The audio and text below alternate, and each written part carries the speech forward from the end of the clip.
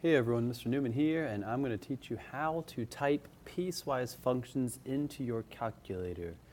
It's a little bit of a hack because you got to do something that's a little funny and counterintuitive, but it's also not completely helpful because your calculator won't exactly draw the open circle and the closed circle, which you need to do on your own graphs. So this is a helping tool, but it cannot graph the entire thing for you, so caution there. What we're going to do is we're going to type them into y equals, and we're going to type one part of the piecewise function into y1 and the other part into y2. I'm going to take number one from the piecewise functions worksheet that we worked on today in class. And the first part of that function is x plus 5, and it says as long as x is less than -2. Now the way you do that is you first need to type or press divide, okay? So I'm just going to press the division button, nothing fancy. Divide, and then in parentheses, I'm going to type x is less than -2.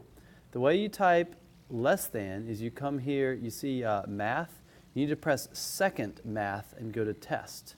So first I press second, and then I press math. And you see all the greater than or less than symbols are right here. I want to pick this one because it's strictly less than.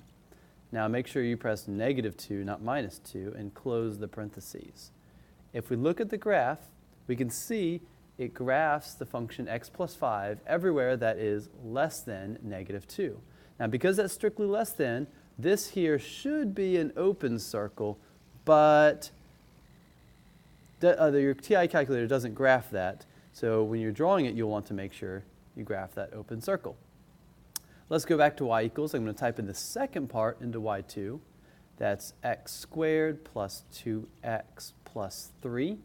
And again, to type the domain restriction, that's the part on the right of the piecewise function, I'm going to first press divide, and then in parentheses, I'm going to put x is greater than or equal to -2.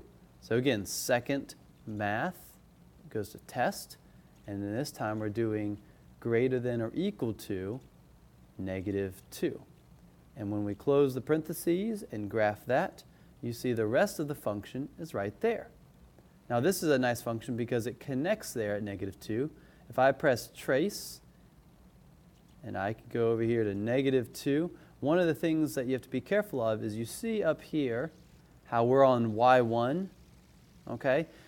The function doesn't actually exist for y1 for the first part. It exists for y2. So what I'm going to do is I'm going to just press down, and that goes to y2. Now if I type in -2, we see that it exists there at y equals 3. However, if I move left at all, now I'm off the grid for y1, and I need to press down again or up to go to y1 instead of y2. So when you're moving back and forth, remember that they're two different functions, and pressing up and down can toggle between those functions. I want to now graph one that does not meet.